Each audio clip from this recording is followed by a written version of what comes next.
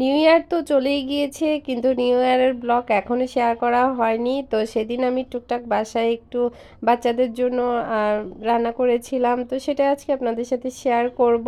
আমি ফার্স্টে চিকেন তান্দুরি বানিয়ে নিচ্ছি। চিকেন তান্দুরির জন্য আমি চিকেনটা ভালো করে ধুয়ে কেটে নিয়েছিলাম। তারপর এখানে আমি একটা মশলা মিক্স করছি, লবণ, তান্দুরি মশলা, সস 2 রকমের। অবশ্যই যদি বারবিকিউ থাকে সস সেটাও একটু দিতে পারেন। দিয়ে দিচ্ছি লেবুর রস আর আদা রসুন বাটা, আর একটু পানি দিয়ে আমি ভালো মতো মশলাটা মিক্স করে নিব আগে। মশলাটা যদি এভাবে একটু মিক্স করে নেওয়া যায় আগেই, তাহলে চিকেনের সাথে মিক্স করতে তখন আর কোনো ঝামেলা হয় না, সুন্দরভাবে মাখানো যায়।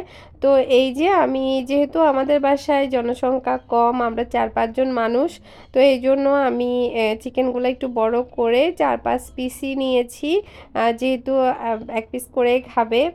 তো এগুলো একটু বড় সাইজের চিকেন ছিল এই জন্য। তো আমি এই যে সুন্দর করে এখন মশলাটা মাখিয়ে নিচ্ছি। তো মাখানোর পরে এটা আমি প্রায় ঘন্টা 1.5 ঘন্টার মতো আমি এটা ম্যারিনেটের জন্য রেখে দিব। এটা যত বেশি টাইম রাখা যাবে ততই কিন্তু এটার মধ্যে মশলাটা ভালো মতো যাবে। তো আমার ম্যারিনেট করা হয়ে গিয়েছে, আমি প্রায় 1.5-2 ঘন্টার মতো রেখেছি।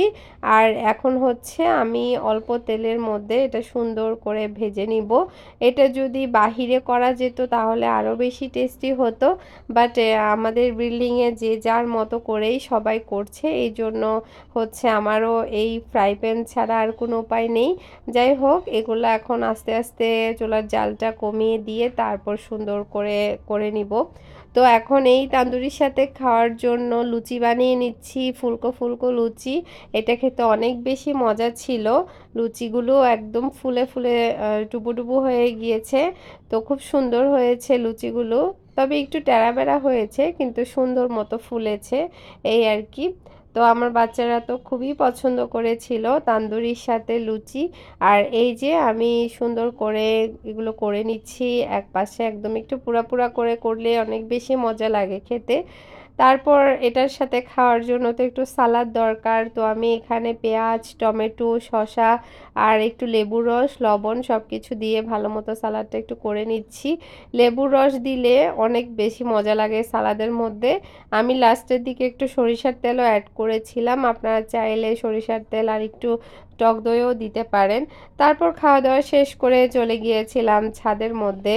আর আকাশটা দেখেন কি সুন্দর ঝলমল করছিল, আর এত পরিমাণে বাজি ফুটাচ্ছিল যা বলার বাইরে।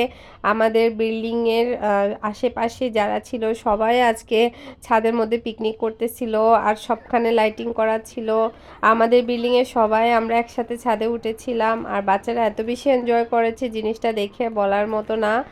আর এত বেশি সুন্দর লাগছিল যে বাজিগুলো ফুটাচ্ছিল বা স্টারগুলো যে উপরে ওঠাচ্ছিল, অনেক বেশি কালারফুল লাগছিল সেটা আকাশে দেখে। তো আজকের মতো এই পর্যন্ত, সবাইকে হ্যাপি নিউ ইয়ার।